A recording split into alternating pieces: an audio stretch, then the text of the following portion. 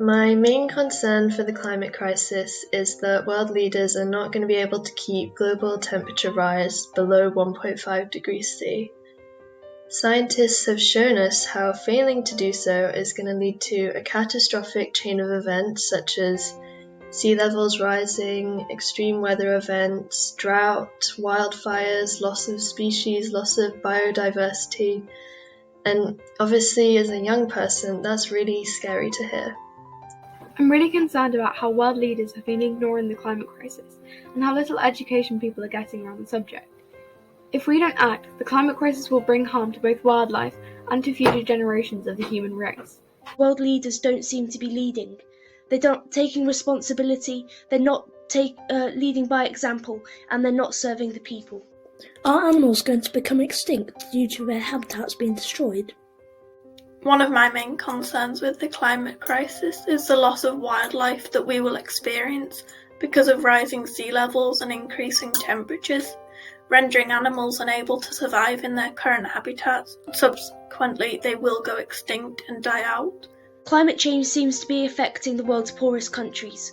I used to live in Malawi in Africa, and I witnessed the effects of climate change like flash flooding and increasing temperatures. We have to remember that climate justice shows us how discrimination and poverty connect to the crisis.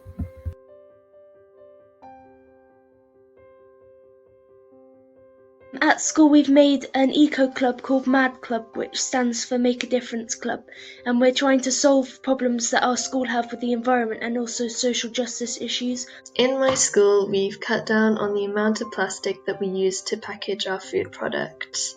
We have paper recycling boxes, places to recycle stationery. My community is sharing out food, avoiding food waste, and stepping up recycling. We're trying to get wildflower beds around our school to encourage biodiversity.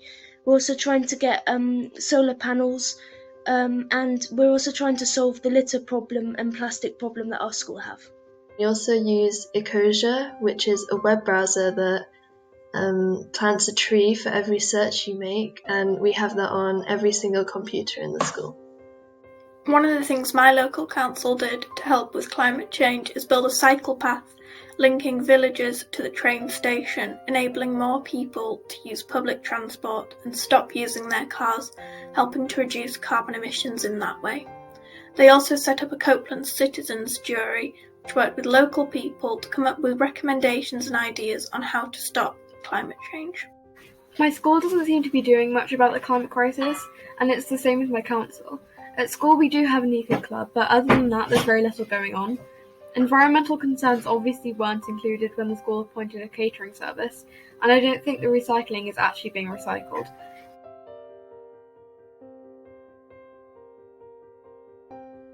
World leaders seriously need to wake up and start listening. Proper decisions, not just promises for the future, need to be made, and fast. We need to immediately stop investing in fossil fuels. We need to start protecting the animals we've endangered. We need to work with farmers to cut methane levels, and we need to work with other people to make changes in our lives. Especially in the Lake District, we should be focusing on peat bogs. 97% of peat bogs in the UK are damaged, and they're so helpful for carbon storing, water management, especially helpful in the Lake District with increasing floods, and they're really home to lots of biodiversity. I think people, especially younger people, should be educated more about the climate crisis. One thing I think needs to be done is greater education towards secondary school age. In primary school, lots is done to teach people about climate change, but by the time you get to secondary school, especially at the end of secondary school when you're soon going to be voting, it all drops off and people are unaware of what is happening with our climate and our planet. I think that everyone has the responsibility to do as much as they can.